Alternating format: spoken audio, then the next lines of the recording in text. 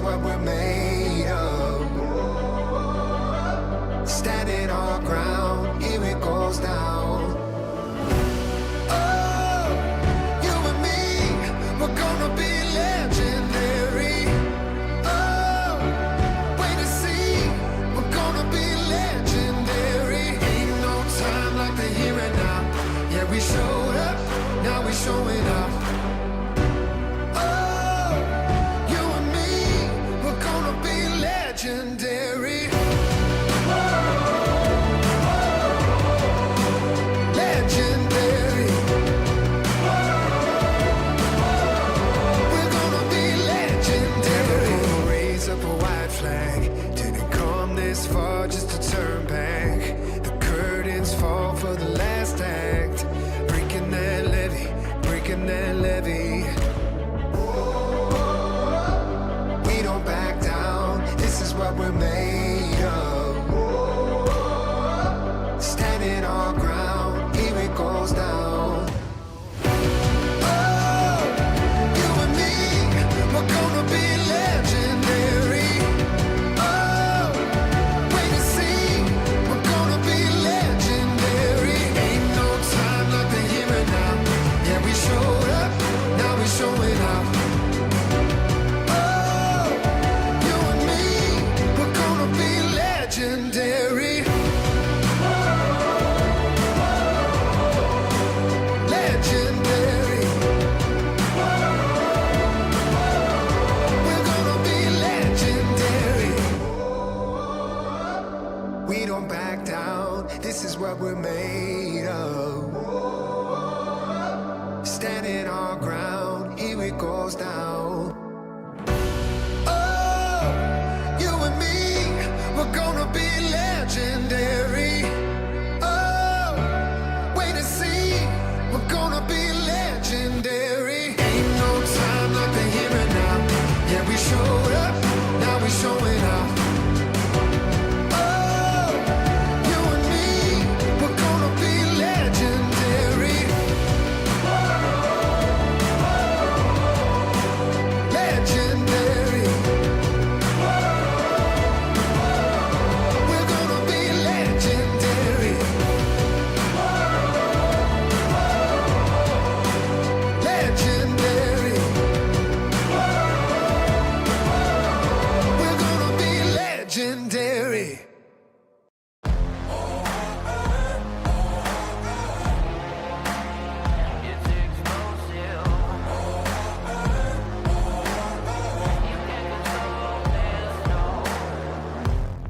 I got metal running through my bones, a resurrection like a ghost. Hurricane, go ahead and blow. Where you could keep your white flag, I'll never fold. A shadow on a battlefield, a survivor never yield. A thunder, go ahead and shade. Don't run from the storm when I feel the rain. There's no rest for the wicked, no victory for the weak. And when the weeds getting thicker, you'll never see me on my knees. You can't control this, it's explosive. You can't control this, it's explosive. You can't control this, it's explosive. I got a fever in my blood, a falling embers from above. I feel the heat when the pressure blows, a wildfire that you can't control. There's no rest for the wicked, no victory for the weak. And when the weeds getting thicker, you'll never see me on my knees. You can't control this, it's explosive. You can't control this, it's explosive. You can't control this, it's explosive. With every beat on my heart, I'll be the light in the dark. You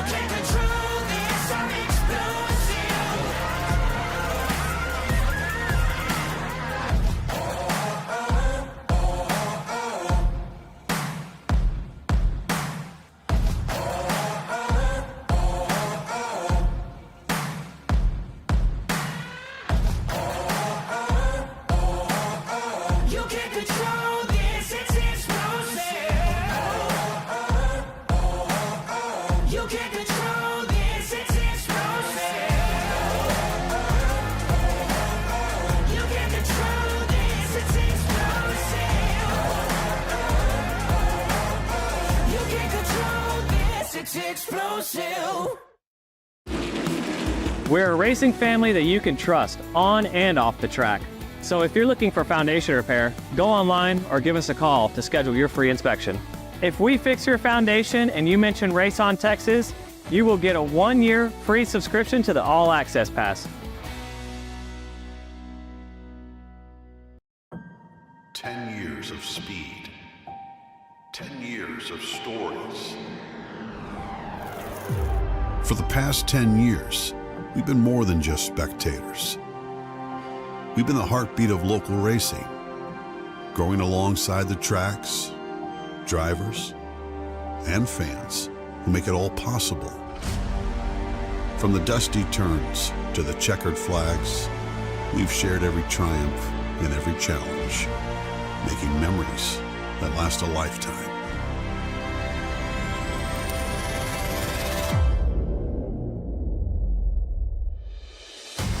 As we mark this milestone, we're not just looking back, we're revving up for the future. We are expanding, bringing you even more racing, more coverage, and more ways to connect with the adrenaline-fueled world we love. Our commitment to the local racing community is unwavering, and the next chapter promises to be our most exciting yet.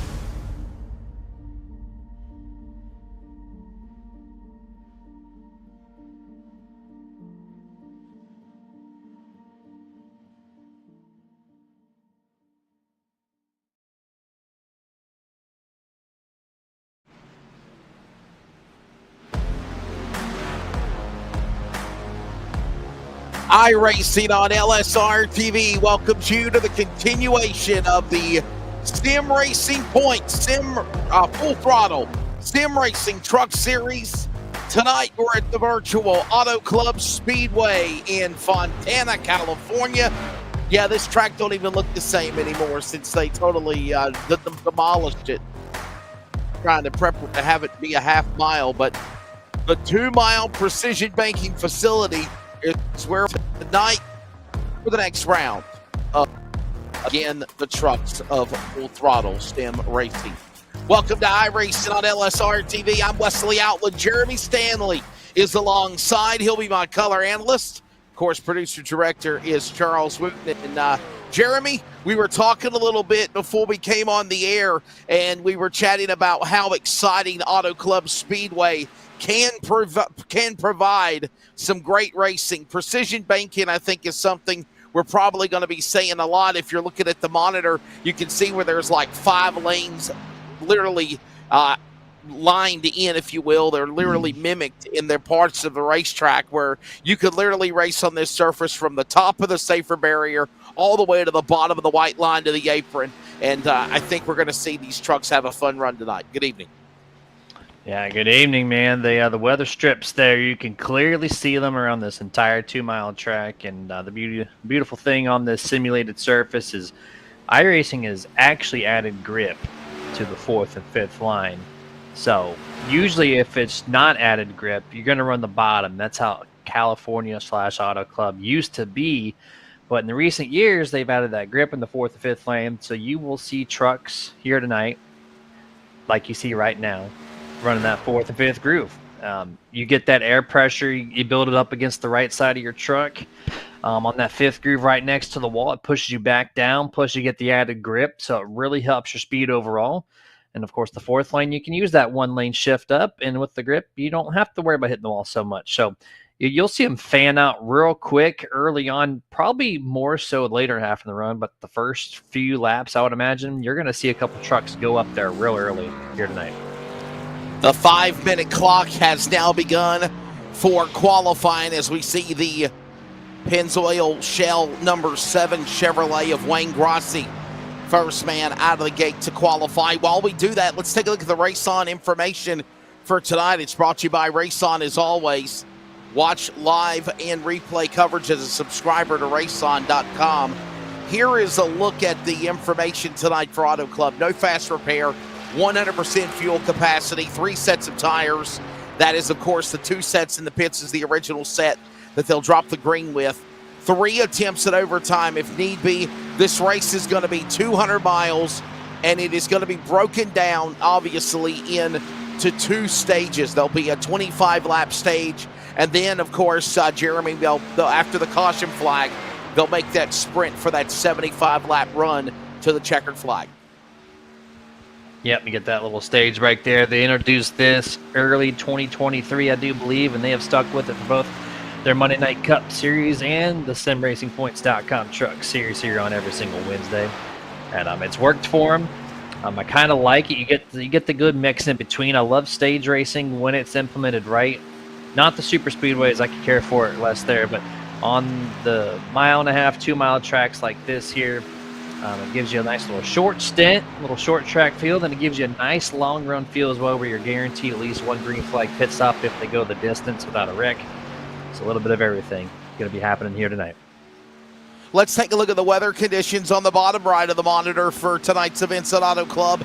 That's presented by Kaufman Creative. 76 in the sim right now, clear skies.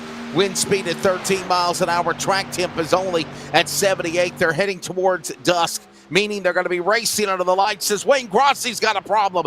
Smacks the safer barrier coming off of turn 4 and bonsais at speed onto the pit lane just before 7 o'clock. It looks like nighttime for this race. And, of course, we're going to be keeping an eye on this now as Cody McKinney is up next to qualify.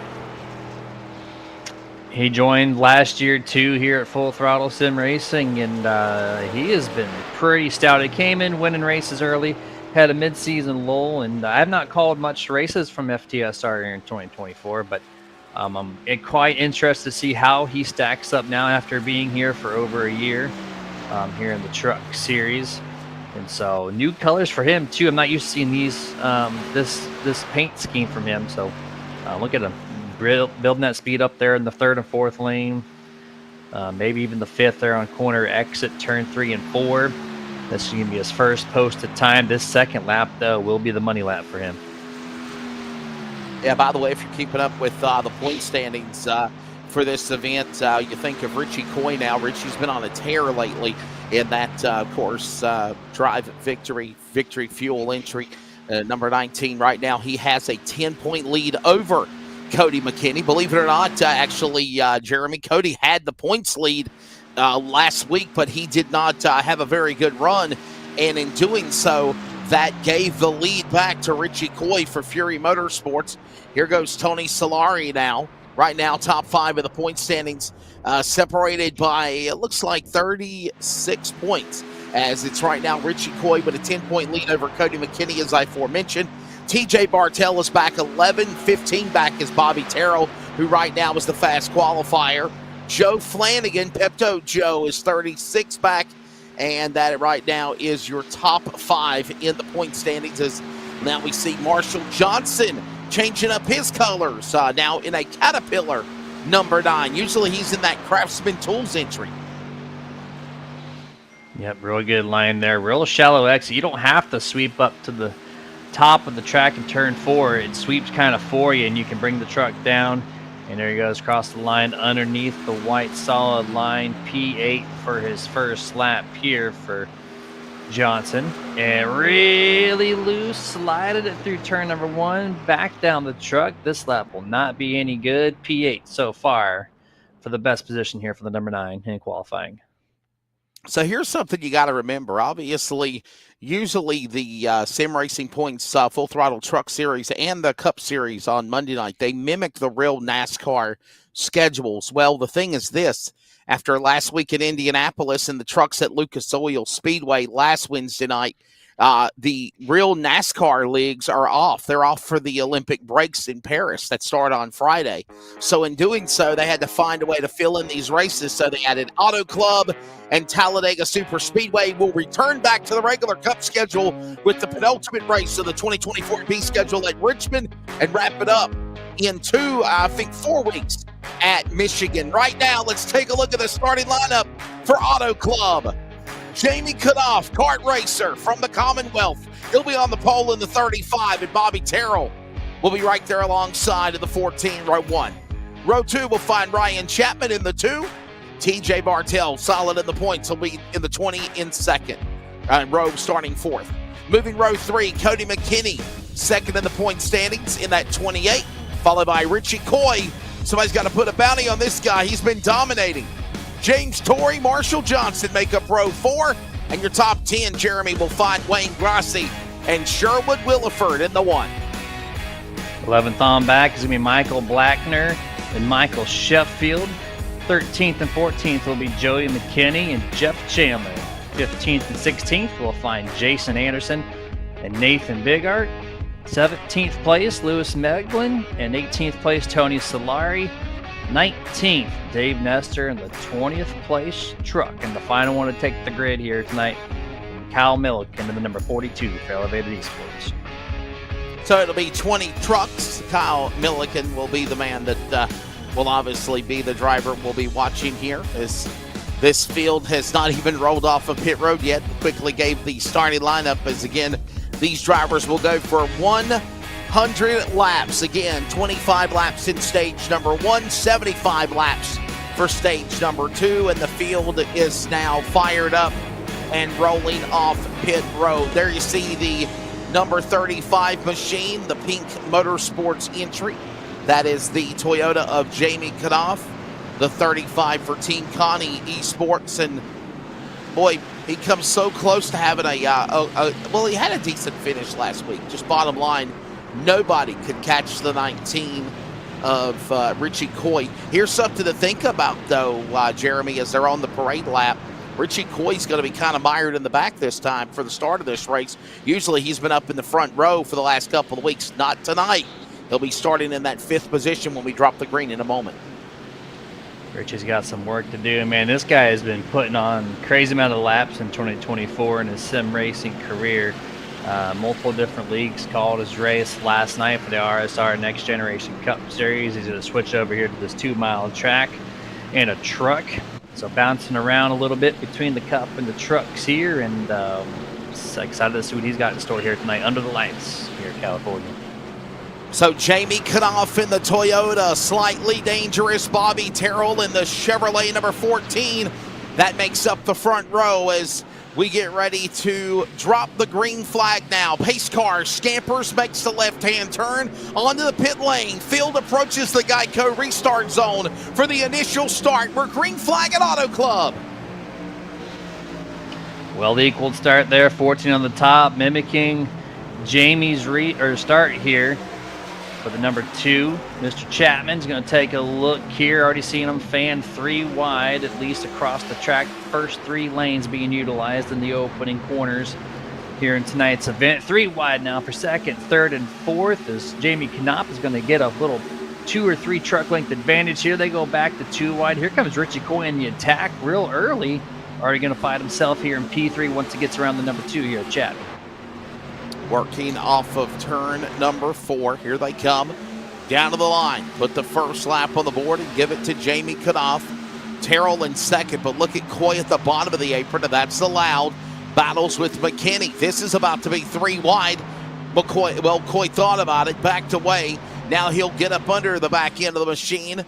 Watching all this take place off of turn 2. A big battle, but it's still Cutoff leading them off the corner. Great racing here, a bunch of side-by-side, a lap and a half into this 100-lap event. 2nd and 3rd place, still trying to figure out who wants to be the bridesmaid early on here. Ryan Chapman in that 3rd groove. That middle groove is not where the grip's at. The extra grip is added in that 4th groove, so I'm curious why he's running that lane in particular, but he gets the advantage still over the 14 of Mr. Terrell. And now Richie Coy is going to take the high side momentum and slingshot with the draft as well from Ryan to pass the 14. Top 5 goes single file through 1 and 2. There you see Terrell's machine right there, back under the tailgate of the Coy entry, the 19 that I was referring to, that's been on a tear here recently, winning in the series. Off there behind him is obviously Bartell in that DeWalt Power Tools number 20 machine. He's changed up his colors, as right now we got a battle going on for the lead. Chapman to the inside, battles alongside with Knopf. That's almost a photo finish across the line. It's going to be now Chapman being scored the new leader. Will he hold on to it, though? He does as they work into turn number 1. Here we go. Here, number 2 got the peak and almost going to go 3 wide here. Nope, he's going to be able to clear Jamie Knopf. He's going to have to back down there. He's not running to the back of him. He's going to do a little cross section here. He's going to go to the inside of number 2. Late call to make that charge, but look at him. Still gets enough momentum to get the nose advantage into turn number 3. He's going to have to lift on the throttle a lot, and this is going to allow Ryan to get a great launch off of turn 4. And everybody else on the top single file, they're going to draft train around the 35. At least Ryan Chapman will get Jamie Knopf clear. Richie Coy sees the door still open. He's almost going to go directly nose to nose with the number 35, getting to turn number 1 and 2. Everybody second on back on the second or third lane gets to the back straightaway, and it's still a train. Only the 35 on the bottom. Everybody else, second and third groove. Yeah, kind of noticing in the chat box, getting some conversation from Joe Flanagan. Pepto Joe is what I like to call him. He's not here tonight. He's not racing. So right now, that's probably going to be a big hit for him in the point standings. But nonetheless, Chapman to the lead in the deuce, followed by Coy 19. Knopf, Terrell McKinney, top 5. That's the way they all stand. They're single file. It's still Bartel battling with Johnson for 6. All this happens now, working lap 5 of 25 at stage 1. They're in 2. Great racing here. We talked about it before, only 20 trucks, but you said they always somehow find a way to have an exciting race no matter how many vehicles are on track and no matter what track. And here we are with a shortened field at a 2-mile facility, and these guys are still putting on a hell of a show here. Mid-pack, all the way in the back, does not matter here.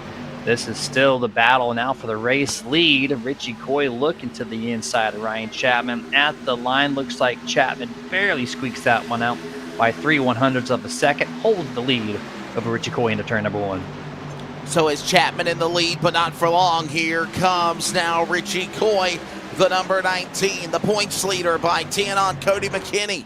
McKinney back all the way in the back of the top 10, as right now Richie Coy puts it to the lead. Now the 2 battles back. Chapman on the inside. Knopf watches on. So does Terrell. They're door to door, working off 3 and 4. Glad to see Bobby inside the top 5 here. It's been a while since I've called him in a race here. He's looking pretty stout so far. 8 laps into this 100-lap event, and we're starting to see a little bit more diversity around the entire track. Not so much of a freight train situation this time. Look at this, 3 lanes, almost 4 now. As the 35 of Jamie is going to put his right sides on that 4th groove where the extra grip patch is. He's going to try to get that rotation through the center. Look at the number 9 here, Mr. Johnson. Remember about mid-pack qualifying here. He's showing a little bit of speed, finds himself first time in the top 5 tonight. Yeah, we continue to watch those drivers continue to go at it as, again, all the while still comfortably up in front is Coy. There's again that driver, Terrell. Bobby Terrell now falling back outside the top 5 to the 6th position as he just got passed by Johnson. Nonetheless, all single file for the moment. A conveyor belt here at Auto Club, at least in the top 10. Behind them, though, they're trying to get 2 and 3 wide as they work off the corner. 3 wide indeed here. You're seeing it on your screen. 42 in the middle, 18. Now they go 2 wide. 18 backs it down just a touch to fall on behind the number 6, so Torrey rather. And there he knows the tail. Oh, I think that might have been contact there to Milliken. He gets a little sideways. He checks up. Oh, and here comes a little crossover the block now. He does not appreciate it. Goes for the block and wrecks himself into the tri-oval. Heavy contact on the front end of the 42. That truck is absolutely destroyed. And just because it's in the grass there, Wesley, we stay green. Yeah, it's all the way at the bottom of the race apron there for Milliken. And this is not going to draw a caution. Here is a look at a replay as he battles alongside with the McKinney driver. That's Joey McKinney. And drifts up right in front of Joey McKinney's front bow. Got tagged. Looks like he just got a little loose as the side draft happened. And then he got hit again. There's the left rear hook. Sent him down from the bottom of the apron. Milliken hard into the inside pit guardrail. And as you said, the Martin Sports entry all tore up here. He is definitely probably out of this race for the number 42, maybe the first retiree of the race here on lap number 10 here, Jeremy. I would put all my poker chips in saying he is parked for the night. That thing is absolutely gone. There's nothing left to that front end except for the chassis itself and maybe the engine. Virtual engines have locked in 100%. You can't get rid of that, but if it was a real truck, I would have bet that thing is gone. But here we are, 3 wide on the front straightaway here to complete lap number 11:35 on the bottom. Ryan Chapman in the middle, and the number 9 here, Mr. Johnson, still creeping forward. Did not have that good qualifying effort. Still trying to put himself now into the top 3, as I did not see this practice speed or qualifying. But when he came into this race session, he's got this middle of the run really strongly set up for this number 9. Passes both of them through 1 and 2. Mark the number 9 now to P3. Yeah, very comfortable in that spot, as we forementioned, as another lap goes on the board when they come to the line. By the way, approaching the midway point of stage number 1. That's going to be 25 laps. Right now, working lap 12 when they thunder across the line. Richie Coy, Cody McKinney, Marshall Johnson, Ryan Chapman, Jamie Knopf, your top 5. There you see also now the battle between McKinney and Johnson for second, third, and fourth. Big gaggle of traffic behind them as they work off 2. Yeah, traffic has not let up. Basically, this entire opening 12 and a half laps. And I love to see it, this track. This is why I don't like this track going away. I know they have to do it for X amount of reasons, but this track has always produced excellent racing, and you're seeing it on the virtual side. Here comes Johnson now underneath the 28 of Cody McKinney. He's taking a look here, trying to put himself P2, as Richie Coy's got about an 8 truck length advantage over Cody McKinney, and the 28 is to head off the turn number 1 here on lap 14.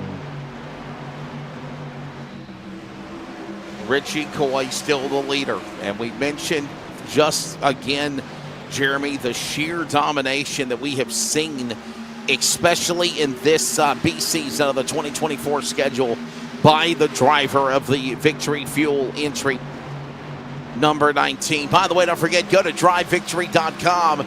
Get your case of 3 different flavors of Victory Fuel. Electrolyte water. It is so delicious. Electrolyte flavored water. I've had my share.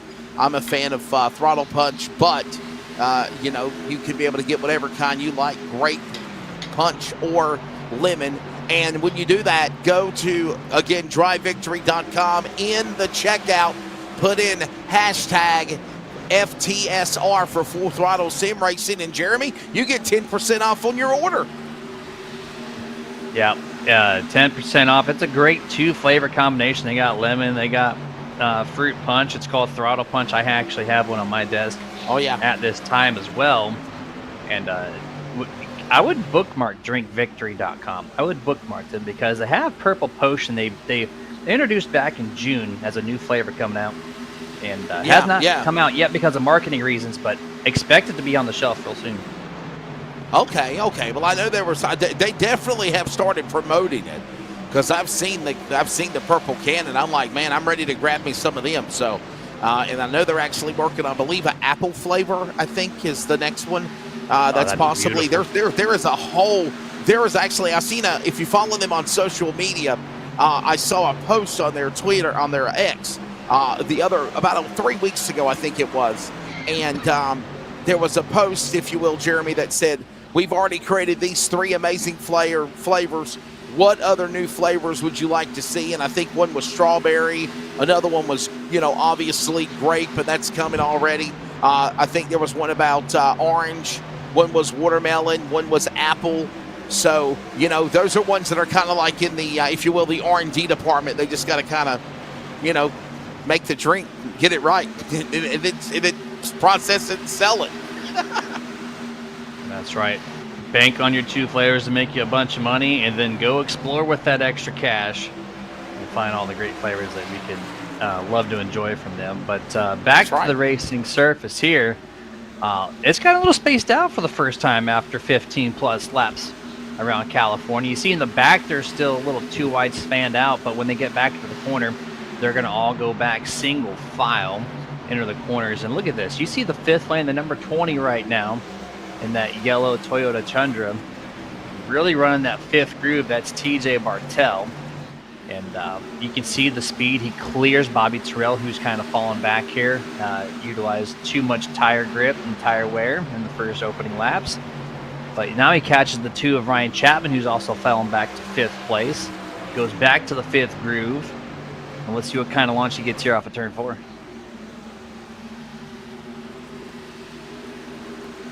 Looking at crossing the line, another lap on the board here at the Auto Club Speedway.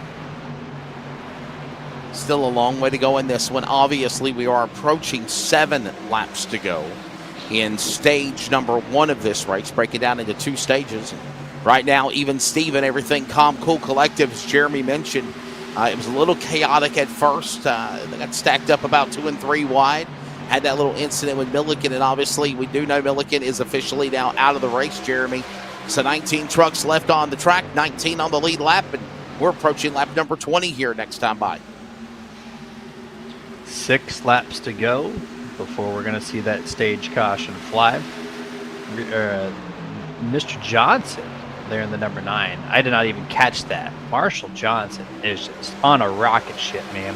Past race leader Jamie Knott. Richie Coy's falling back to 3rd, but they're all bundled in. You can't get separated with this massive amount of draft that you get here down the straightaways.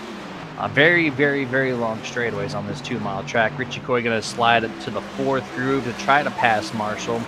But Marshall, the way he drove through the field and able to keep it. You saw the 2 fall back. You saw the 14 to trail. He fell back. That's just because they ran too hard too early. But somehow Marshall has found the grip after driving through 7 trucks plus. And you got 3 trucks behind him that really want to take that lead spot here as we got 5 laps to go before we see that first caution. Or second. Yeah, working lap number. Yeah, first caution of the race obviously will be at the end of the stage unless we do get an organic caution, if you will, before the end of the final 5 laps remaining here. But yeah, 80 laps to go. 5 to the, again, stage 1 break, and stage points up for grabs. And again, right now, it is Johnson and Knopf now flip-flopping back and forth for the lead. Coy watches on. He's under attack now, if you will, as Johnson and Knopf, as Coy and McKinney ready to pounce on him. It's a 4-truck battle. Throw a blanket over him, Jeremy, as they work into turn number 1 and 2, but now 4 to go here in stage 1. Look at this little 4-wide salute here, if you will, through turn 1. The leader was in the first groove, second in the second groove, third in the third, and fourth in the fourth. But they get back to the straightaway, and now they're going to go directly side by side here. At least for third and fourth. Marshall fell back to second. Thought about looking under the inside of Jamie Knopf. Backed it down. Richie Coy takes sole position the third once more over Cody McKinney. And on the front straightaway here, coming up to 3 laps to go.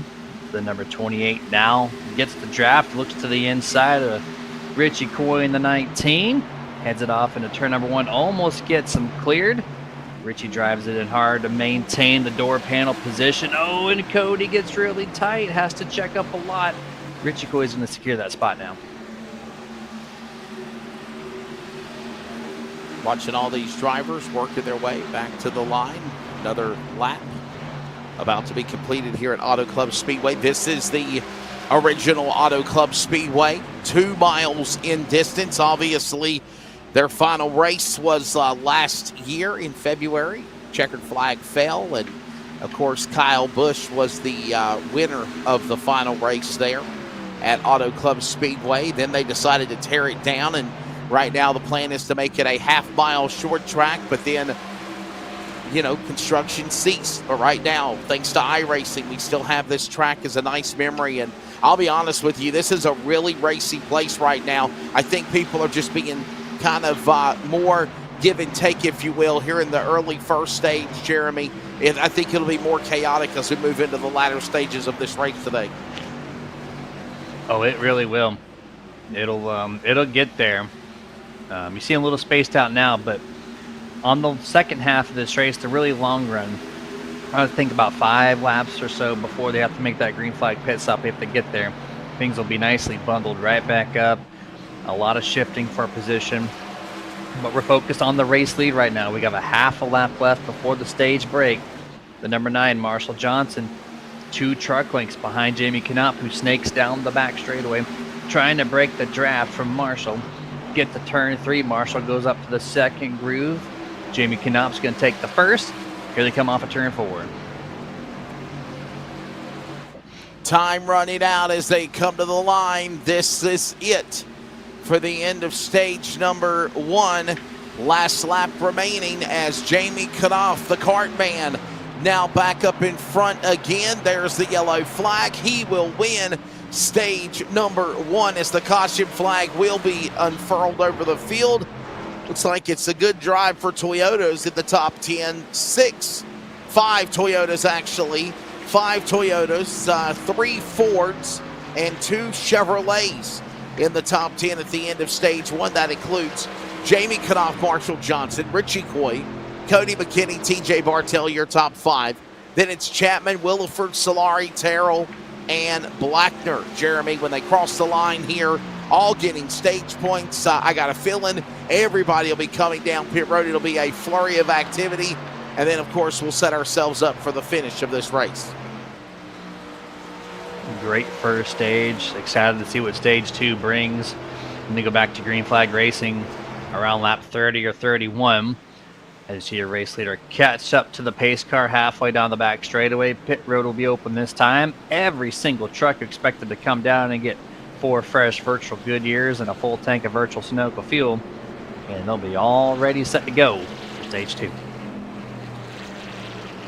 So ready to see these drivers get ready to come down to the pit lane, see what type of service will be done. And will they come to pit road, do you think, Jeremy? Or do you think they still have enough to go for the first 25 laps, obviously?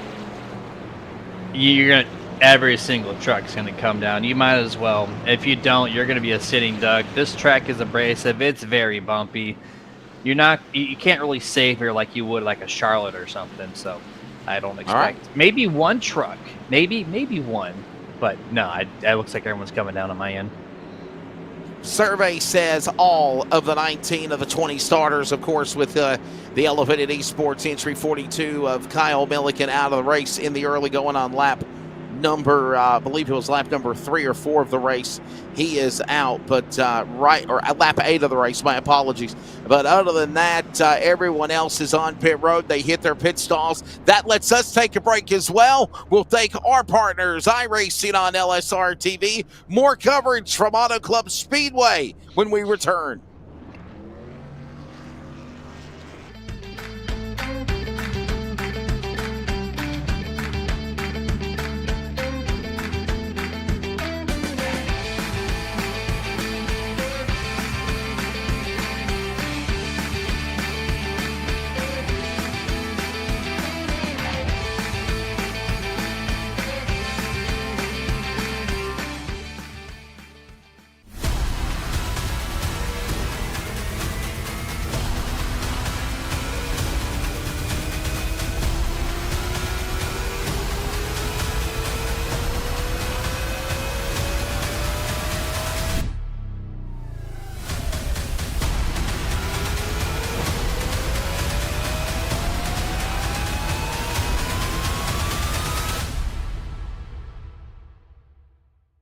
Drag race to the line.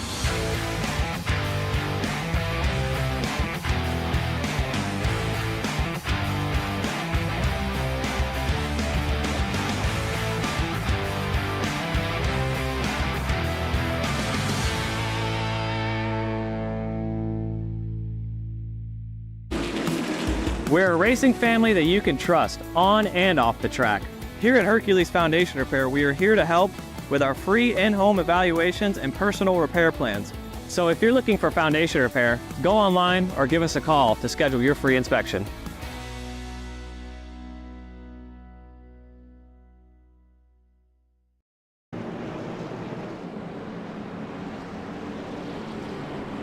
We welcome you back to coverage of the, of course, SimRacingPoints.com Full Throttle Sim Racing Truck Series 2024-B schedule. Tonight is round number 10 at Virtual Auto Club Speedway. That was the now, back then, the 2-mile facility. Hey, by the way, they are rebuilding it and making it into a half-mile. If you'd like to see more details of how they're coming along with the new track, You can go on Facebook. What used to be known as Auto Club Speedway is now Next Gen CA. That is Next Gen CA. That's the abbreviation, obviously, for California. And you can be able to see what they got going on, rebuilding the racetrack. So, all right. Jamie Knopf up in front. Richie Coy on the front row. Even Stevens side by side. Everybody pitted on lap number 27. Jeremy, we're ready to come back to green flag, and we'll have about 71 laps, if you will, to the finish of this race as we come back to the Geico restart zone and get ready for the second and final stage here at Auto Club. Watch out for this number 9 restarting P5 there, third truck on the inside. Green flag is out. Richie, excellent job to time the restart perfectly over Jamie as they head off into turn number 1. Still the whole field remaining 2 by 2 by 2. Going down to the first 2 grooves. TJ Bartell, first truck to find the third groove halfway through 1 and 2. Getting off turn number 2 now. It looks like the 28, Cody McKinney's trying to find anything he can side draft wise. Richie's going to take a look to the inside underneath the 35 of Jamie Knopf. Dives it in deep into turn 3. Almost gets him cleared. Can he hold it off 4? Working off 4. Ready to go to open laps for the second stage. And Mr. Coy back up in the P1 spot again. Knopf in second. Chapman now battles with McKinney. Door to door. Bartell gets in that mix. All this works on again as they work off a turn 2, heading to the back straightaway. And by the way, beautiful mountain scenery there. Very beautiful. It's California. My brother's been here. I wish I was able to attend. And by the way, you said to check the status of this track online. Viewer discretion is advised. I only say that because I get heartbroken every time I see overrun tracks or tracks that are being broken down. It's like a crime scene out there to me, and so it just breaks my heart every single time I look at it. But I'm glad we got it scanned on this game, this simulation, what we call iRacing, because we can whenever we like. Yeah, and I do got a feeling, obviously, whenever they revamp Next Gen California and put the new half-mile racetrack high bank together, that's the plan, is to obviously get it built. But, you know, another thing that really happened, too, as you mentioned, it looks like a war zone now, Jeremy, is funding, or the funding that was involved with that rebuilding of the racetrack. A couple of the investors pulled out, and they had already tore the damn thing apart. And they had no choice but to kind of, you know, all right, well, let's just pick up where we left off. And I think that's where they're at right now, where they're in the stalemate. I know the plan was to have a NASCAR event in 2025, but then that went out the window whenever, obviously, there was still a lot of work that's got to be done. So, like we said, this was an awesome racetrack.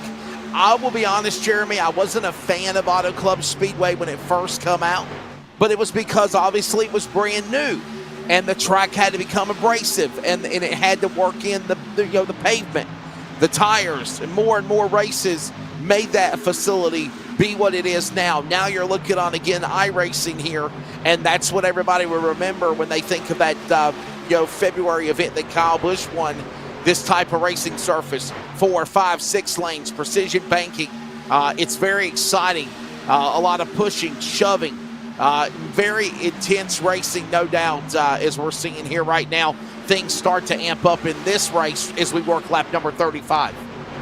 Top 5 pretty stale, minus Ryan Chapman trying to get around Cody McKinney, but the battle right behind them seems to be still heating up quite a bit here, 34 laps into this event. You see a lot of side-by-side. Actually kind of broke away there as they got to turn 3 and 4. They basically went single file, so scratch that. So this position right here, second, third, and fourth, all within about 6 truck lengths of one another coming off of turn 2. Ryan Chapman does not get a great exit off the corner. He's going to back out a car length or so. Heads into turn number 3. And it looks like every single truck in the top 5 going to go right down to that solid white line next to the apron. Sweep the corner exit there up against the outside wall. And a very, very formal, clean start here to stage number 2. It has. You know, at one time we thought it was getting a little stacked up and a little aggressive for a couple of spots, but then they fanned right back out and calmed down. You got to think also, Jeremy Stanley, they're going to be working what? This is about a 71-lap green flag run, or that's what it could be right now, with approaching lap number 36 this time by when they come to the line. You still got a long way to go in this race, and in addition to that, we effort, unless we do get a caution, green flag pit stops here, and that will really change the complexion and the scenario of this race, no doubt, as we move into the latter stages of the 100-lapper. Yeah, the sun's down basically all the way at this point. Things are starting to cool off a little bit. The track temp's picking up. Oh, look at this battle right here. This is for around 10th place. We're looking at the number 1, Nathan Bigart, the 0-1. Newer to FTSR. I think he's been here for right around a year. And he got some bright green colors for that Ford F-150. Actually, Chevrolet Silverado. I read that wrong. Crosses over in front of Tony Solari. Barely clears him without making any contact there. Now Tony gets that great launch off the corner. They're going to go 3 wide as the 14 of Trail moves to the top. Doesn't look like he's going to get enough draft, though, to maintain it there on the top lane as they go back to 2 wide into turn 1. He said cowabunga, Jeremy, from the bottom of the racetrack to the top, and tries to battle alongside now Wayne Grassi as they're door-to-door for that position. I'm digging the Teenage Mutant Ninja Turtles truck there. Now we need a Splinter truck or Shredder. Yeah, there you go. Recent times, it's always been Pizza Hut paired with Ninja Turtles, so I always think of pizza when I see this sponsor. Oh, a little loose there from Nathan off corner exit. Almost scrapes the outside wall. Keeps it clean, though. Yeah, it looks like he had a little rough time trying to get around Wayne Grassi, but he got around him there in that number 7 Pennzoil Chevrolet Silverado. And now you go into turn number 1, side by side here. 2 rows in a row off of turn 2. And they're going to remain 2 by 2 here down the back straightaway. Speaking of the 0-1 of Bigart, Mr. Pepto Joe Flanagan is pulling for him tonight in that number machine right there. Nathan Bigart, as we mentioned, right there battling with Grassi. Here we go now back up at the front.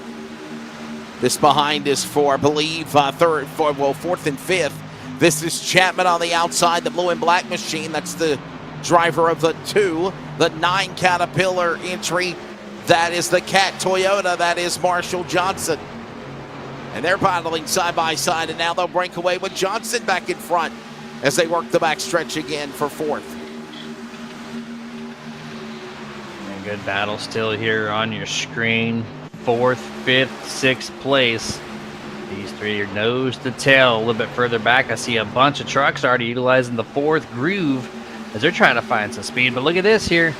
The 28-35. This is 2nd and 3rd place. They're almost side by side. The 35 backs it down enough. Cody McKinney clears by a truck length or 2. These guys are still 0.3 behind the race leader 19, Richie Coy here off of turn number 2 on lap 41. And now they're going to try to reel in Richie Coy once more on the back straightaway. And Richie Coy still the man that leads the way in that drive victory fuel entry. There you see now Chapman, Bartel, battling colors of Williford now starting to poke up there in the mix.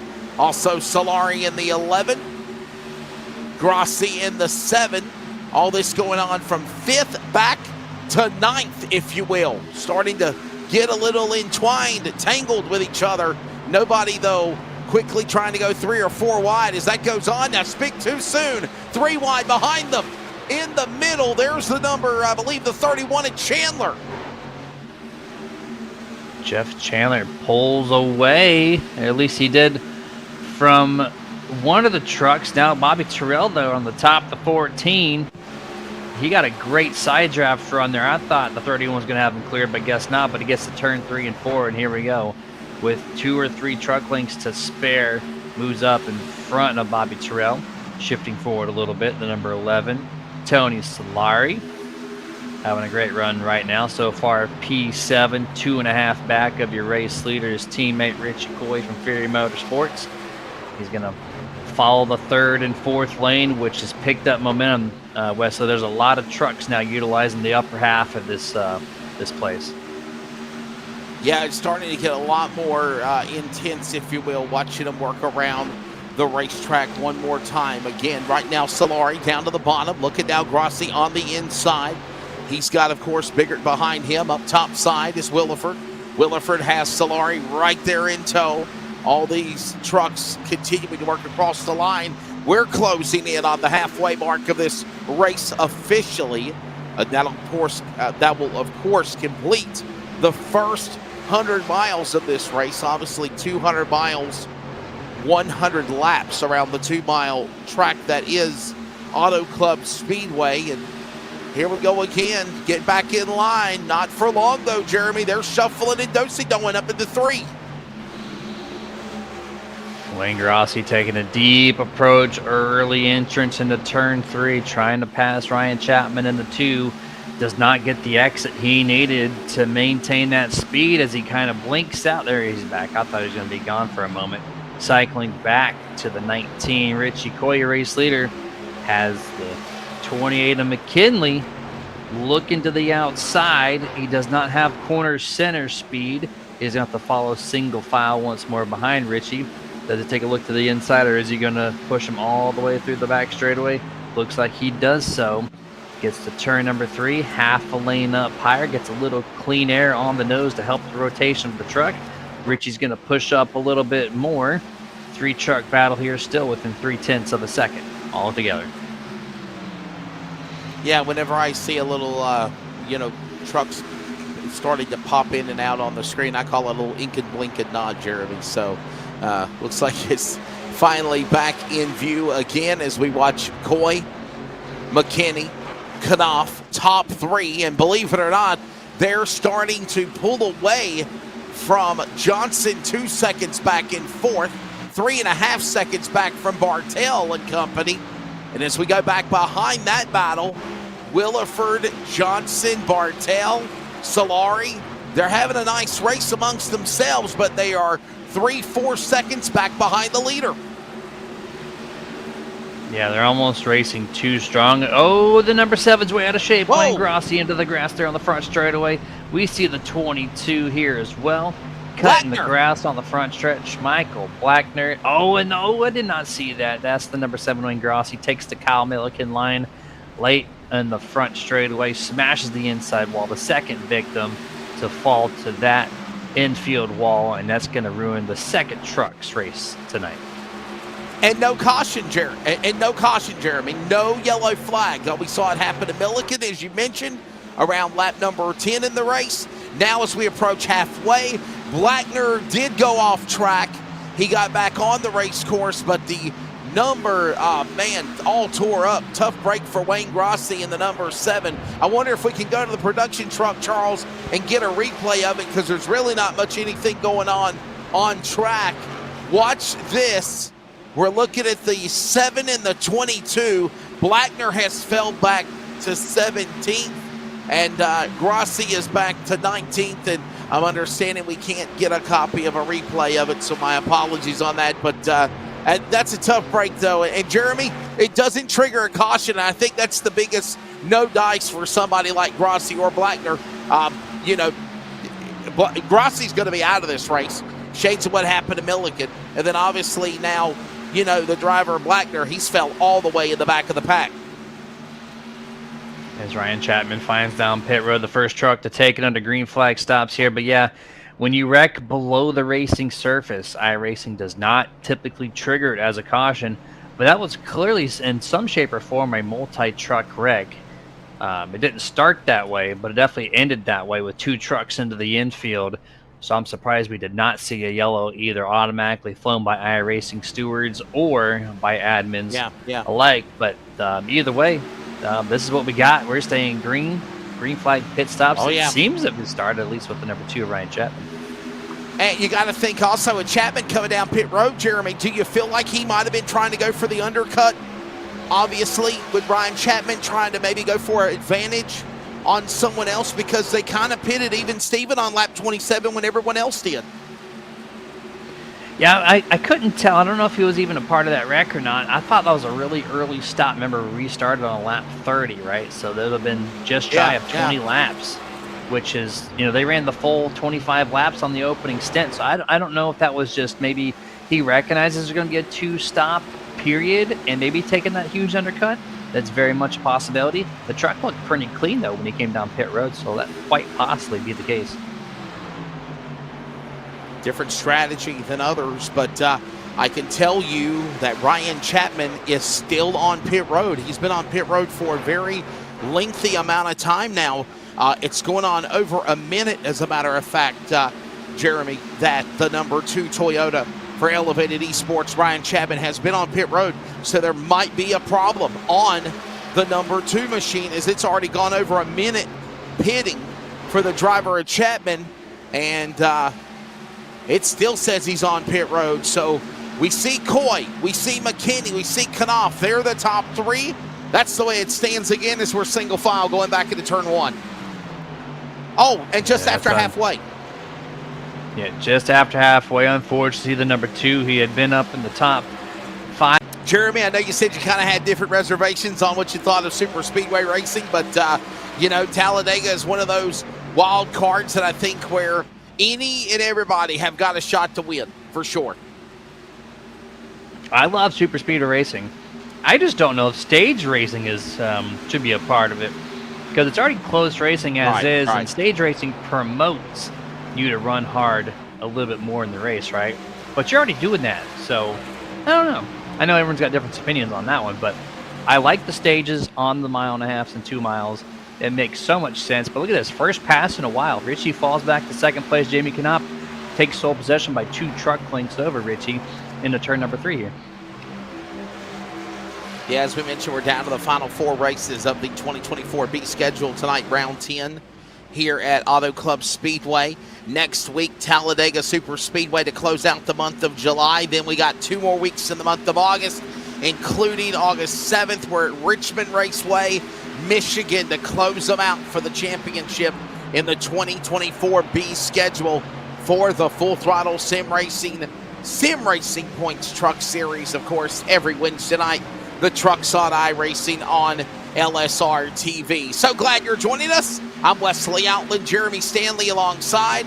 Charles Wooten is handling production for this iRacing broadcast for live sim racing and the production truck. And again, as we mentioned, finally a change for the lead as Richie Coy getting passed by Jamie Knopf. Knopf going back to the top spot. Coy and McKinney now, but a 3-second lead over this battle that is going on right now on track as they work their way across the line. This is actually Chandler, McKinney, and Torrey in line, single file, going back to turn 1. Yeah, great 3-truck battle right now for the 10th position, which is held by this 31 of Mr. Chandler, and actually 4-truck battle, excuse me there. But yeah, real close there. And also to mention too, you did mention this is the there's 4 races left, including tonight, for the 2024 B section of the championship, right? The 2 of the top 3 that are really close to one another are for points, and there's only a 10-point separation between that 19 and 28. So that victory that one of these 2 drivers might get tonight might make the difference on who wins this trophy for Part B. And you got to remember, Cody McKinney did not have a good run last week at the race that we were at Indianapolis. So McKinney having a solid drive right now in 3rd. Coy and McKinney right now are 2nd and 3rd on the racetrack. And Bartell is right now in 6th, so a good run for him. Bobby Terrell is kind of fell back. He's 14th. And, obviously we mentioned Pepto Joe Flanagan. Joe Flanagan was 5th, 36 back in the points. Not able to be here tonight. So, definitely I got a feeling, Jeremy, whenever we close out tonight here and the powers that be with Full Throttle Sim Racing stack up and tally the points and they update, there's going to be some changes on the scoring pylon as the run for the 2024 B Championship continues.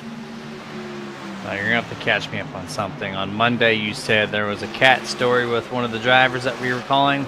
I've not heard Mr. Flanagan ever called Pepto Joe, so is there a story behind this one too?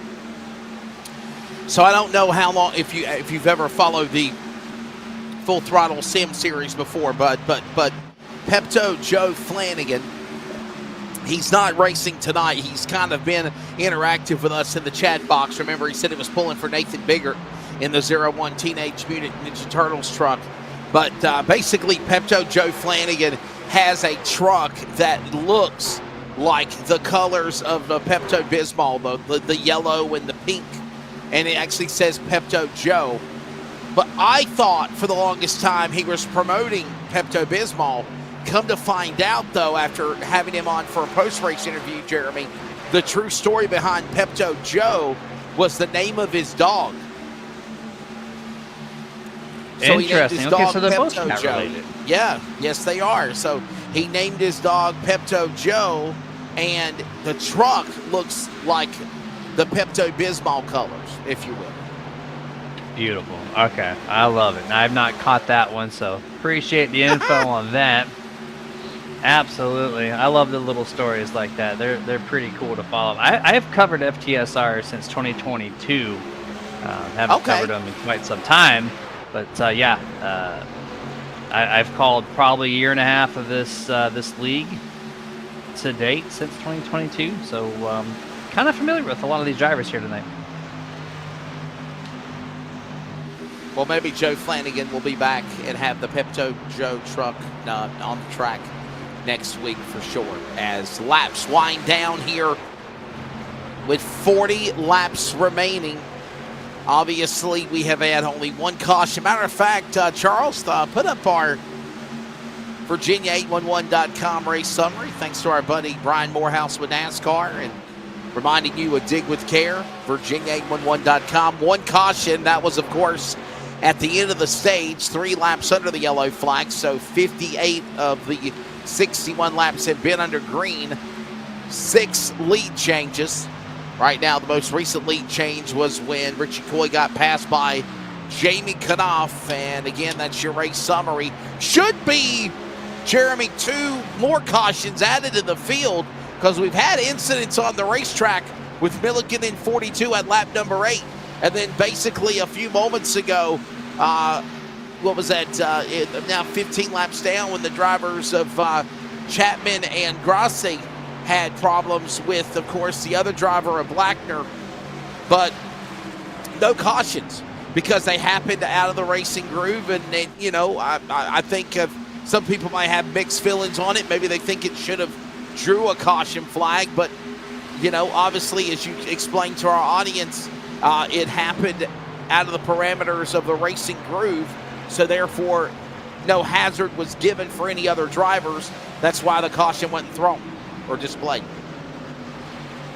That's exactly it, and it's a beautiful thing and a big fault at the same time. So it is what it is. And you know, if you're racing and you have something happen on pit road, you don't want a yellow flag for it. If you're leading the race, you're like, man, that didn't affect us. But the guys who get wrecked, they're like, man, we need that yellow right now. And right. So that's why I say that for sure. But this field is really spaced out. I'm looking at the pylon here, Wesley, and McKinney, I mentioned him. He was buttoned up with your top 2, but he has dropped like a rock. 2.5 seconds back now, who was 1/10 for many and many laps since the start of stage 2. And that's allowed these guys here in the back to kind of catch up to him a little bit. But even like the 10th place truck, 31 Jeff Chandler, almost 11 seconds back. So it's on average about a second back per truck from your race leader. And so I did say this was going to happen. I also said it was going to crunch back in before the pit stops, but the way they continue to space out, I'm not sure if we're going to see that. I think we're just going to continue to kind of fan out here around this 2-mile facility. So my question is this, Jeremy: when do you pit? We obviously, well, Bobby Terrell's coming down on pit road. It might be right about now. What do you think? Well, we started this race 71 laps to go, and right now we're at the halfway mark. That's 35 and 35. If you pit right now, you're dead smack in the center of the run. This is when the fuel window opens. We're going to see a lot of trucks, I believe, come down between now and the next 5 laps. Yeah, Marshall Johnson now peeling down on pit road. Michael Sheffield, Nathan Biggert. Boy, we called it perfectly, didn't we, Jeremy? Here they come. We on sure pit did. road. Look at that. We called Had it a 10 feeling that seconds prior.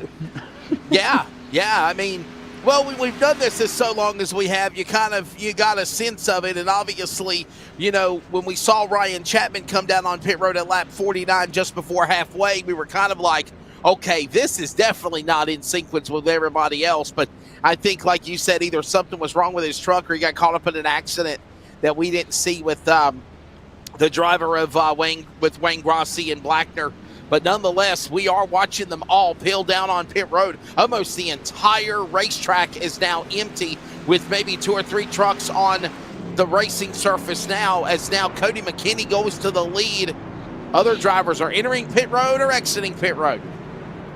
I think that was well needed for Cody McKinney. I do not believe he led a lap.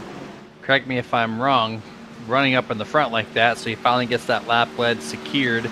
So now you probably see him come down pit road this time. But yeah, almost the entire field, if not everybody but one truck. This guy right here on your screen 20 has found pit road, but here he comes, slow entrance, here he comes. turn 4, diving down below the white line. And it's been very clean on pit road that I've seen. And looks like the last pit will be clean as well, at least on entrance. So you were thinking obviously 35 and 35. So my question is this though, Jeremy, if we have a late race caution and we go into overtime and some of these extra overtime races are enforced with everybody pitting in sequence and whatnot, do you think that they can have extra fuel to go for overtime racing, or would everybody have to come to pit road before the finish? Not being in the truck, I don't have the exact numbers, but I'm trying to remember in years past that the fuel window being 100% fuel in the tank, like they don't shortcut the fuel like some leagues do. So you get the whole set. But I think the average lap time, or lap count rather, is somewhere in the low 40s. And so if you get one green-white checkered, I think they're safe. It's when you hit the second or third attempt, if they go that far, that you might see some problems. And you might see what we saw at Indianapolis in the Cup Series this past Sunday, where people ran out of gas. Yeah, I know there was a lot of people that were ticked off, for people that really don't know the NASCAR rule book is the nice way of saying it. And bottom line, Brad Keselowski peeled onto the pit road because he ran out of fuel or he couldn't go to the finish. And the rule is in the rule book that you advance your position forward. If a driver does that, it did give the lead to Ryan Blaney on the outside lane, but the rule is you can't change lines. So Ryan Blaney, though he was the leader and he fired, had to fire on the outside. That opened up Larson on the bottom. And I'm just going to be honest, inside at Indianapolis, the inside row was the faster lane, and that's the reason why Kyle Larson easily sailed by him and got on the win to take the lead before the crash happened. So, yeah, but right now, seeing all of this transpire, we're closing in on about 30 laps to go. We'll see if there will be any overtime. That's kind of what we were kind of talking about from Indy to now Auto Club. Will we see an extra run of racing of overtime? Right now, things have kind of been quiet. Another thing, too, Jeremy, that we think about as we also close in on under 30 laps to go here, it's going to look, if you look at the track map, drivers are spread out all over the racetrack now. The interval between Knopf and Coy is like literally half a second, but from third on back, it is between 5 seconds and 37 seconds to drivers on the lead lap. Bobby Terrell, by the way, the first truck a lap down. 37 seconds, basically one lap down. We're going to see that 15 Anderson go down in the next couple, I would imagine. But this is the only really good race on the track right now. You're looking at the number 20 TJ Bartel, 6th place, underneath the number 01 Nathan Bigart in turn 2. This is for 6th and 5th as he gets that spot from Nathan.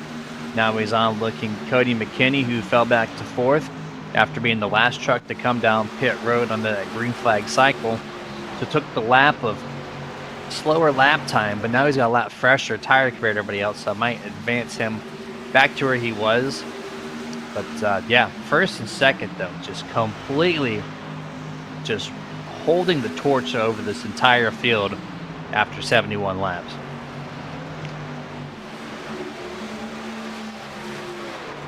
Jamie Knopf right now, the man that is leading the way in truck number 35.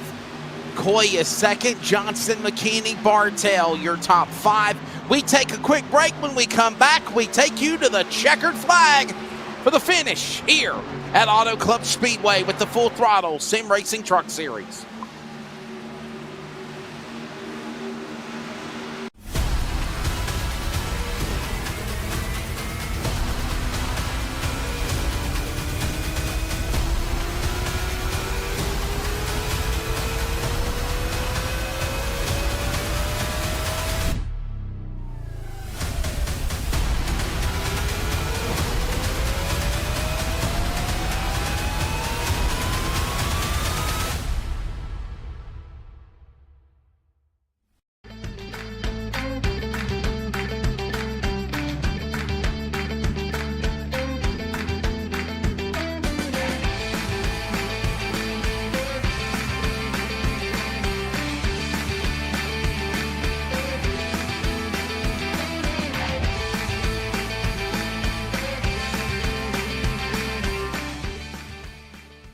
Drag race to the line.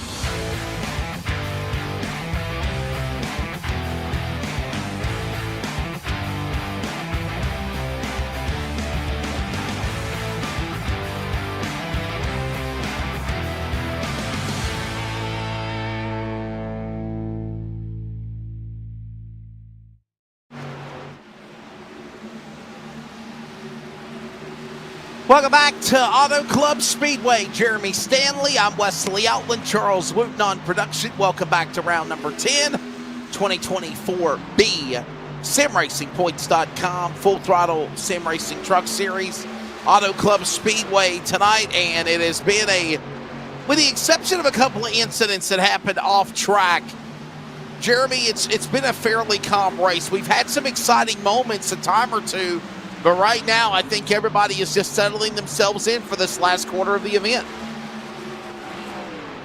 Yeah, I expected the intensity to be up there this part of the race, and minus the lead 2 trucks, which Knopf has actually pulled a half a second over Richie Coy. Things have kind of really calmed down, and we see 5th and 6th place there on the tower. Bartel, Big Art, they're within a half a second. And then you go back quite a few spots to Chandler and Solari fighting for 9th and 10th. They're the 2 closest trucks on track. Only a 10th or 2 separates these 2. You see them now off of turn 2 on the center of your screen. Outside that, there's maybe 1 or 2 other battles that are just 2 trucks that are 3 or 4 truck lengths apart. Very lackluster end of this event, which is good if you're the 35 and the 19 right now trying to close out this event. Keeping track, we have approached 3/4 of the distance, which is 150 miles. 50 miles remain with 25 laps to go, or under 25 to go.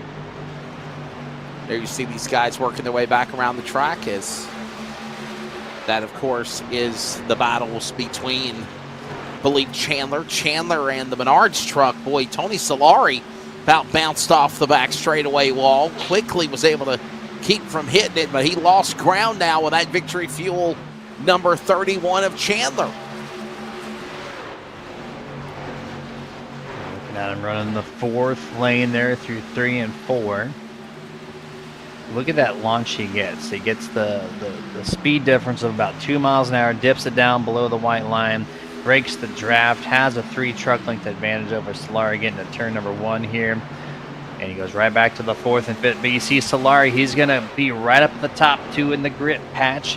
Get a little side draft, but keeping the clean air on those at the same time. Brings them right to the back bumper of Chandler. Chandler blocks low. Tony goes high. He gets the nose advantage coming to turn 3 and 4. Does he get the position off corner exit?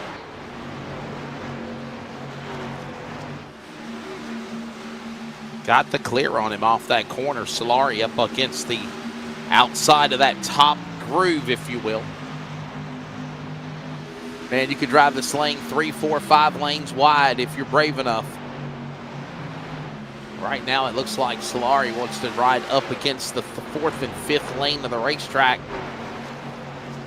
And this, of course, puts him in 9th and 10th. That's the battle for 9th and 10th. Torrey is watching this going on. That's James Torrey in the Lone Star Racing Ford, number 6, outside the top 10. But right now, they work their way to the corner, coming to the line, closing in on 20 laps to go.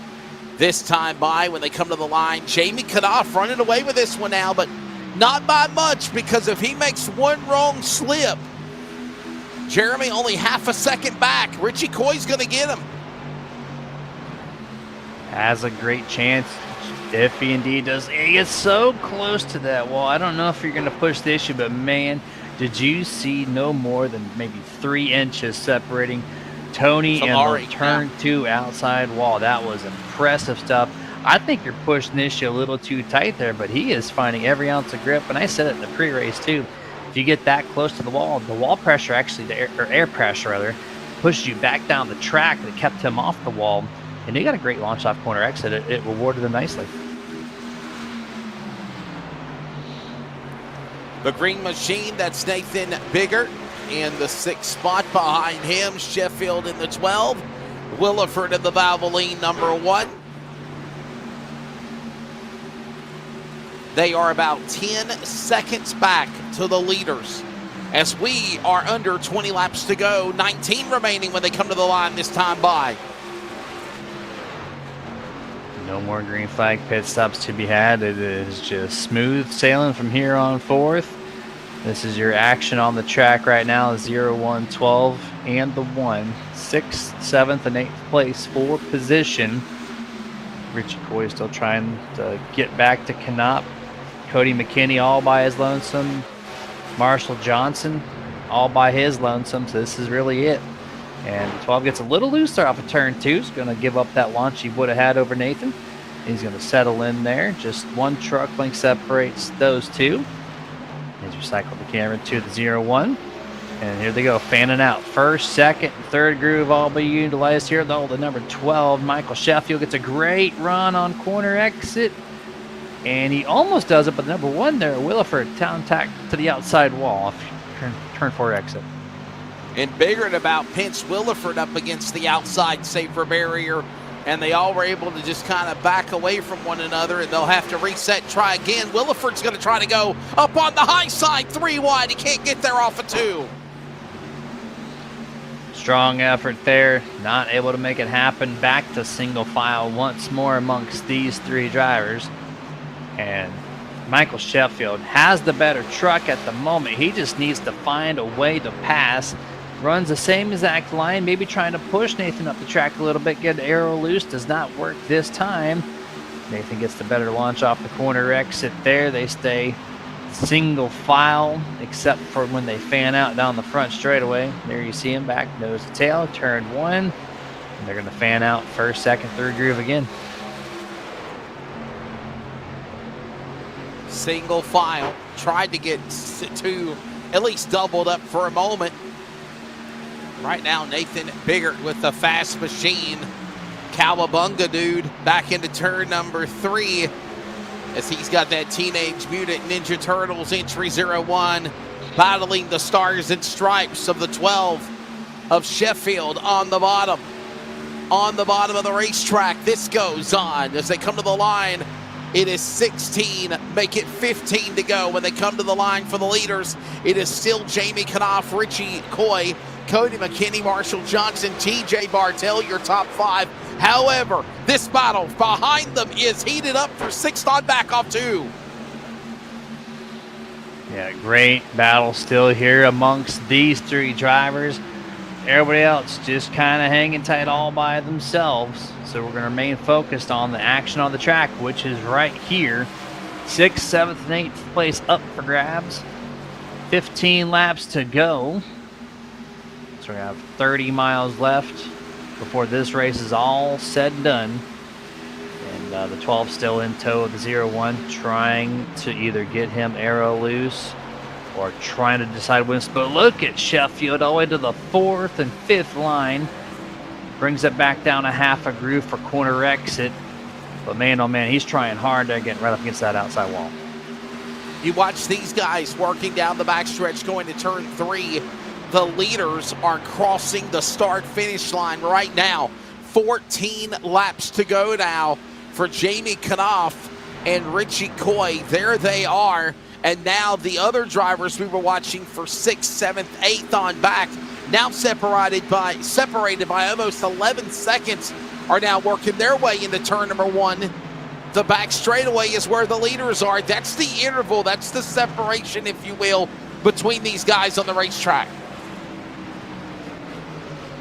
Yeah, decent separation there amongst everybody else. And these guys are still utilizing the draft to maintain with one another right now. Get to turn number 3. They're a little more separated than what they have been in the past 5 or 6 laps or so. Get off turn number 4. Still 1 to 2 truck lengths between the 0, 1 and the 12. 13 laps to go. Looks like Michael Sheffield is all said and done, just trying to hang on at this point to the draft of the 12 of Michael Sheffield as he goes up to the 4th groove once more.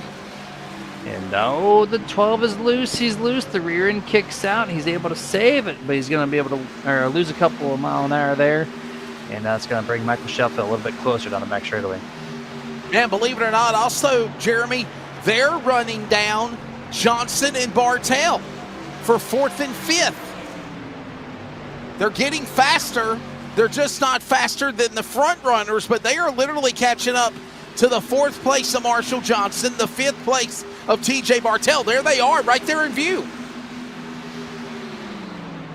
There they are, actually at 1 second. Separates these guys and that number 20 truck.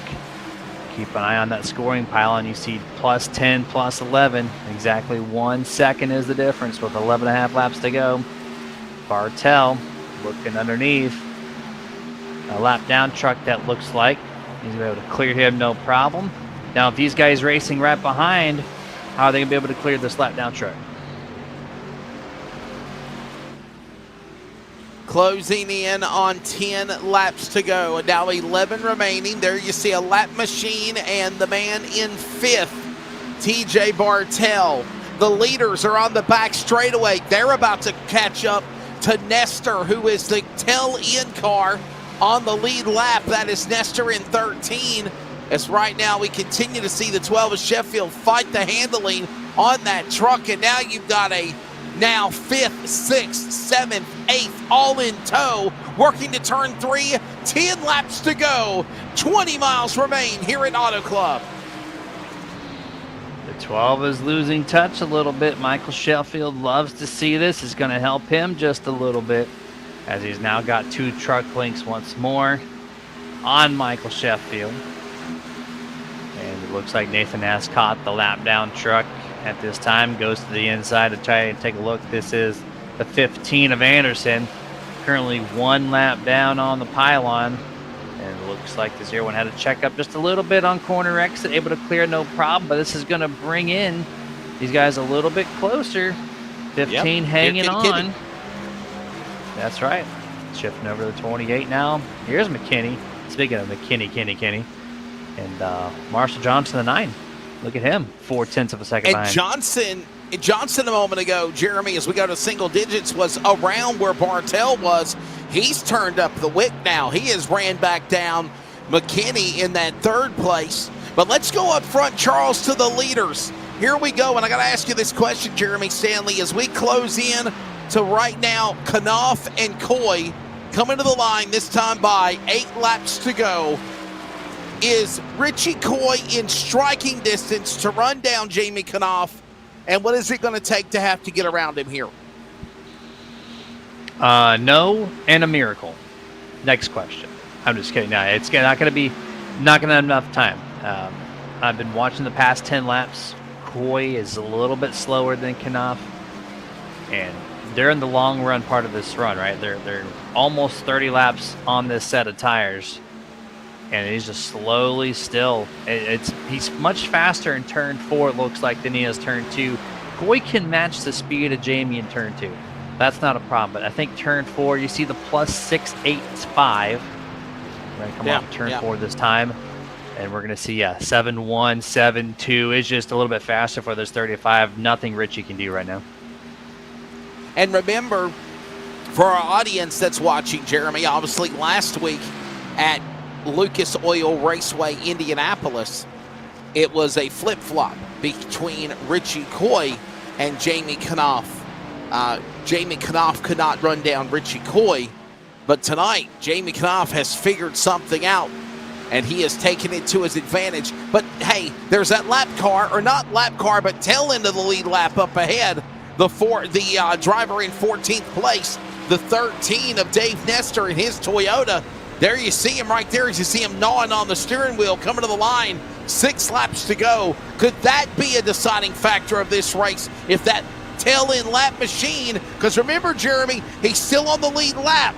He could possibly fight with the leader, Jamie Knopf, to try to battle for this position. This could let Richie Coy close in on him. It very well could. It very well could. We're going to have to see. I mean, it's not over till it's over, right? Racing always throws some type of surprise at you when you're not expecting it. And so with the gap being almost 1 second, anything is still possible. You get to turn number 4 here. 3 truck length separates the lap down truck and Jamie. 5 laps to go here. It's going to be 10 miles left in this race. And let's see what he does. He's got 5 lanes to choose from, so he's got a lot of options to make the pass happen. Gets to turn number 1. There you go. 5th lane, 1st lane. Looks like it's going to be a nice, easy pass for Jamie. Puts him at number 13 of Nestor, 1 lap down. Yeah, Nestor didn't even try in any shape or form, Dave Nestor, to fight or compete anyway with the Knopf driver. And now as we come to the line with 4 laps to go off turn number 4, Jeremy, you now got a lap machine separating 1st and 2nd between Knopf and Coy. This literally is the perfect thing Knopf wants to have right here happen to Coy on the track. Absolutely. Anything to separate them more. So 0.85 was the gap. Gets to turn number 1. Richie drives it in deep. You saw him get to 0.7 again, but got to exit. He's going to pay the price. Does not make the pass happen on the 13.87 down the back straightaway with 3.5 laps to go. And cannot definitely in the control seat, and I don't think it's going to be any issue from this point for the 35 unless we see some random yellow flag come out here in the next 3 laps. 3 to go, 6 miles remain as they flash under the flag stand. The black 35, Virginia's Jamie Knopf still up in front. Coy in 2nd. He, although, is mired by that lap machine of Nestor. I love the fact, though, Jeremy, as they work to the line for the penultimate lap of this race, Nestor is staying out of the way of the leaders. Finally, Coy got around him, but if you remember Richie Coy trying to battle to get around that lap machine, that lap truck didn't get in the harm's way of the leaders. He stayed up on the high side. It was just a matter of time before Coy could finally get around him. Yeah, just a matter of time, and it has happened there, and that's it. 2 laps to go now. 1 second separates the 35 and the 19. No problem there, but look at this. Number 9, Marshall Johnson, 28, Kenny McKinney. They are on top of each other right now, side by side here at the start-finish line. 28 has the nose advantage over Marshall. Gets into turn number 1. They separate the entire surface. Lane 1, lane 5. 9 pushes up a little bit. 28's going to give up the corner entry, and he does not make corner exit happen. Well, turn 2 is a little trickier than 3 and 4, and it goes back to Marshall Johnson here, P3. Yeah, that's for the podium spot. Meanwhile, Jamie Knopf works off turn 4. He'll come to the line. The white flag is in the air. The CRN 1 to go. More details at wearecrn.com. Jamie Knopf looking for another win in the series. Jeremy, final time into turn 1. Here we go, just under 2 miles. Runs the bottom of the track. Nice, safe corner, which he has been running basically this entire stint here in stage 2. And he's got nothing but fresh air on the nose. Take it nice and easy. And this 35 is going to get himself another checker flag here at FTSR.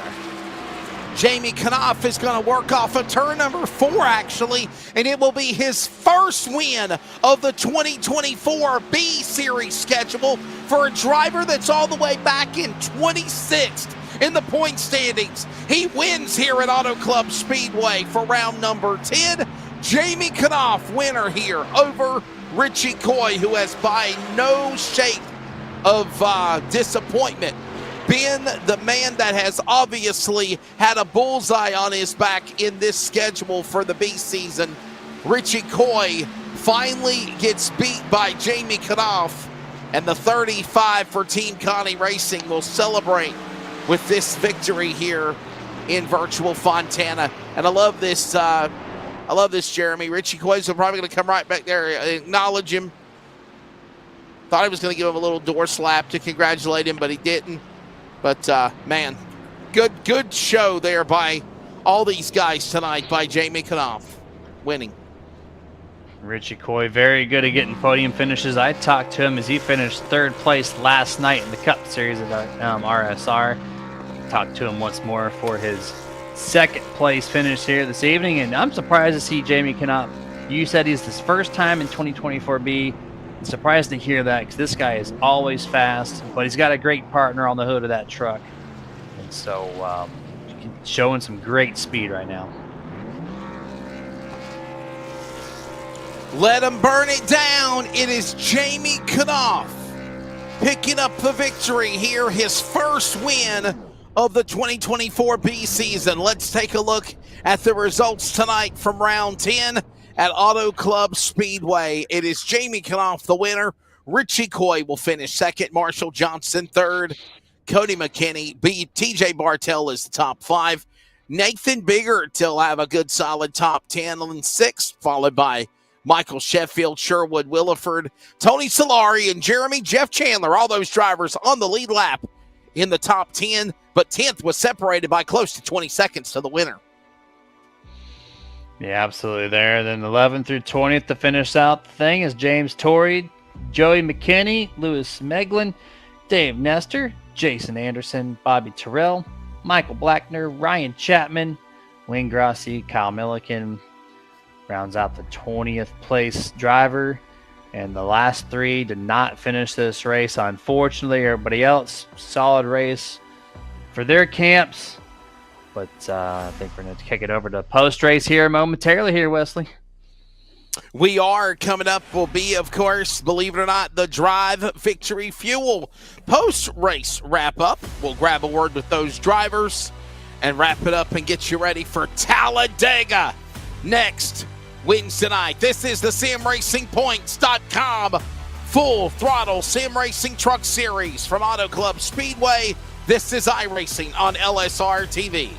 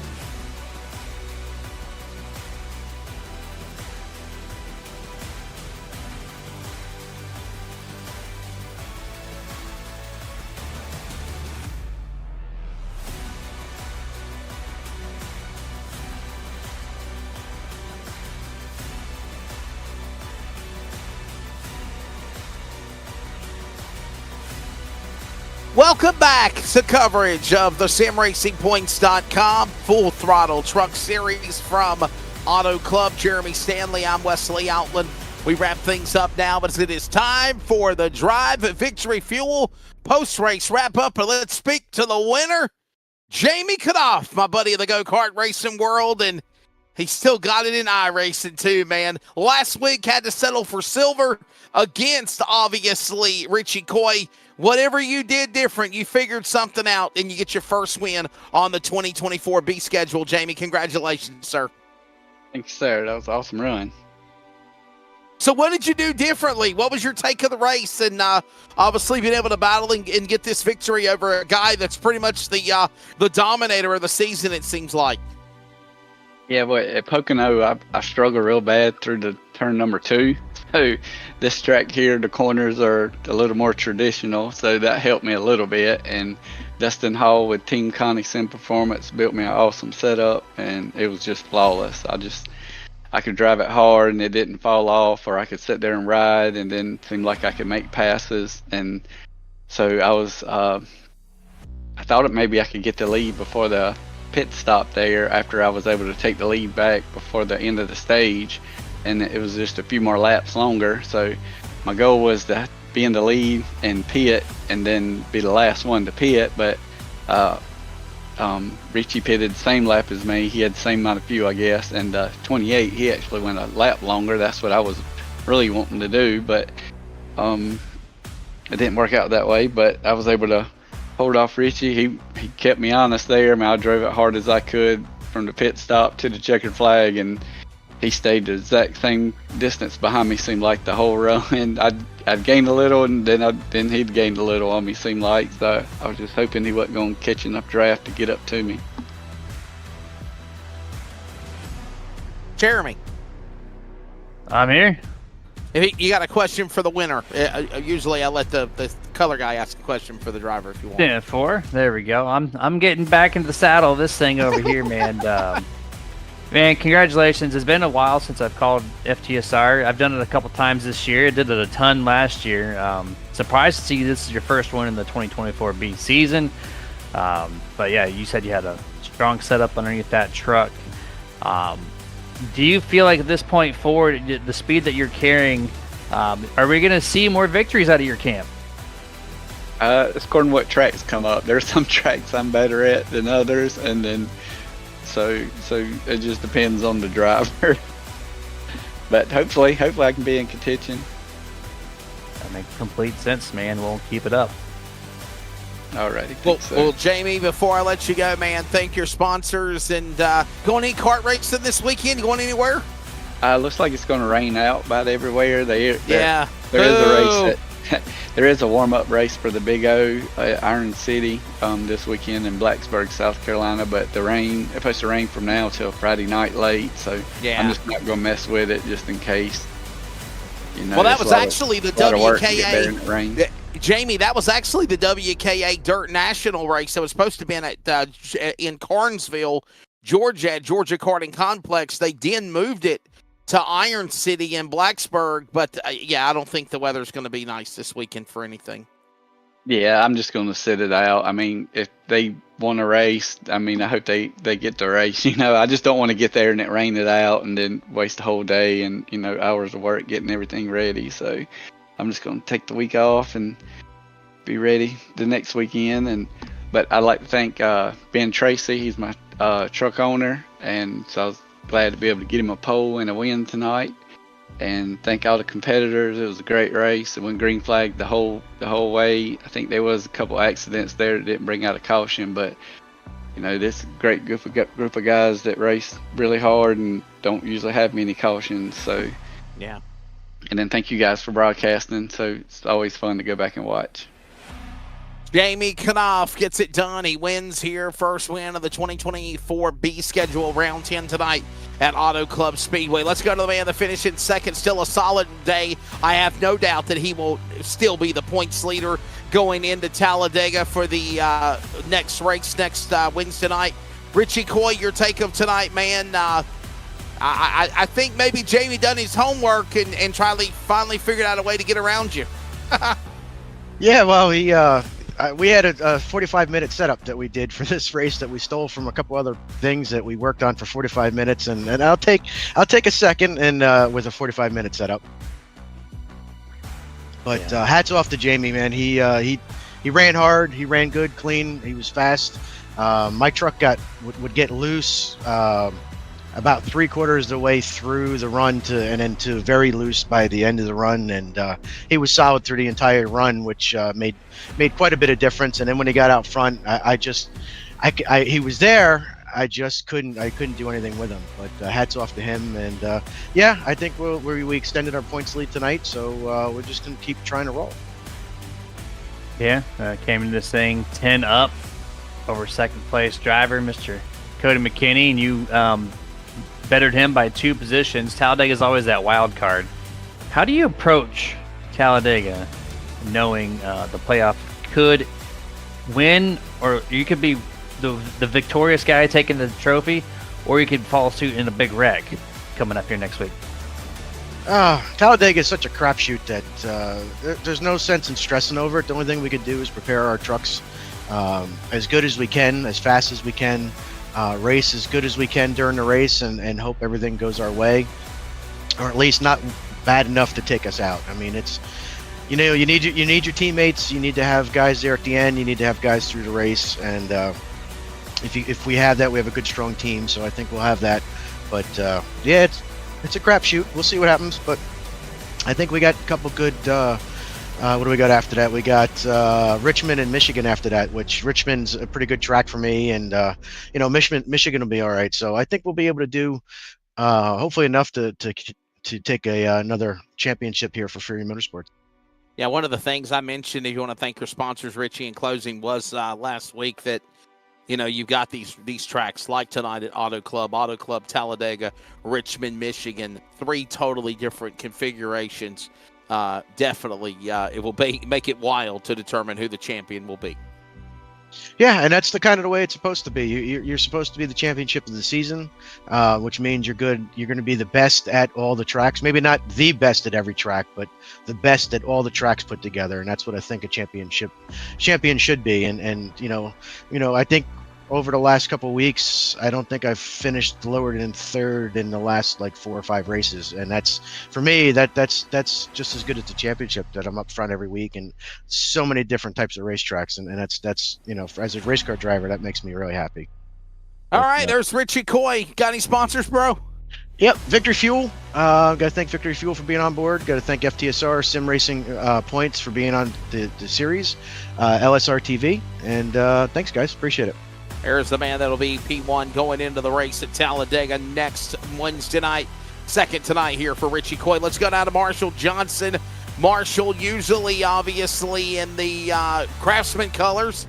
Changed it up, put DeWalt Tools on the side of the 20 tonight, and or the number 9. And Marshall, you'll finish on the podium. What a good run for you tonight, dude. It's like a win for you.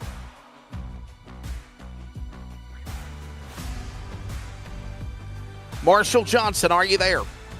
I'm here. Can you hear me? Yeah. Go ahead. Yeah, thanks for the kudos there, and appreciate you recognizing I changed up sponsors this week. The first week with Caterpillar on the hood and around the wrap, so it was good to get a good win. Good to talk to you guys again. Yeah, great performance over there. At the beginning of the race, you just you made up for your middle of the pack qualifying effort, shot straight to the top 3, no problem, and was able to hold the ground there, and then close battle there at the end. So what could have you possibly done different, knowing how much speed you had in that 9 truck tonight? I was doing all I could. I only have so much talent, and to be, like you mentioned, that first session, when I was leading there for some laps, I was like, is this really happening? Do I have the setup tonight? And but then Jamie came on strong again and took that first segment, and struggled coming in, starting that second half, but did work my way back up to 3rd place. Well, I was going to ask you this question, Marshall. What happened handling-wise or strategy-wise with the truck after doing really good in the first stage and just kind of fell off, or do you just feel like maybe Knopf and Coy finally showed their strengths there at the end of it. Yeah, I mean, when you're competing against those guys, you can't miss a beat. They don't give an inch. So I don't think I kept up with the track maybe as well as they did. And also the green flag pit stops. I came in, if you probably looked at that lap in and lap out, I bet you they killed me by several seconds. Well, Bud, before I let you go, man, thank the sponsors on the line. We'll see you next week at Talladega. Yeah, I want to thank Jarrett Liebert from EPI. He helped me get a setup going. We're kind of on an off week compared to the regular officials, so he put some effort into me having a good setup, so appreciate that. Also want to mention Alpha Gear. That racing team's been a lot of help, especially Cody. I think maybe next year we could team up and make it official where I'm just on the Alpha team if they'll have me. There you go. There's the thoughts of, again, Marshall Johnson. He'll finish in the number 3 position. Second spot again to Richie Coyne. The winner tonight here at Auto Club Speedway is Jamie Knopf. That wraps up the Drive Victory Fuel post-race wrap-up show. Don't forget to go to Drive Victory Fuel, drivevictory.com. And, of course, place your order in checkout. Use the hashtag FTSR and get 10% off on your order. Let's wrap things up tonight. Jeremy Stanley, been fun working with you this week. Your final take of tonight's race at Auto Club. On to the wild card. That is Talladega. Next Wednesday night. Should be a wild one. Should be a good one. My wrap up tonight is going to be the same every time I see this track on my screen is why do you have to bring this 2-mile track down to the ground to rebuild a short track? This short track better be well worth it. That's all I got to say. Great performance from everyone out here tonight. And glad to be a part of tonight's action here for FTSR once more. Thanks for having me, guys, and hope everyone has a good rest of your night. Always the fun time. Thanks again also to Mr. Charles Wooten on production, handling the direction as always. Go to FTSRleague.net for more information. Also, Full Throttle Sim Racing on Facebook, at LSRTV on Facebook, X, and Instagram, as well as iRacing. Thanks to everybody at Rocket Media. For Mr. Jeff Stabnow, Charles Wooten, director, for color analyst Jeremy Stanley, this is Wesley Outland, thanking you and yours for joining us for another great week of coverage of iRacing. Enjoy the rest of your week. Thanks for checking us out. We'll be back for Talladega next Wednesday. Congratulations again to the Jet, Jamie Knopf, winning tonight at Auto Club Speedway.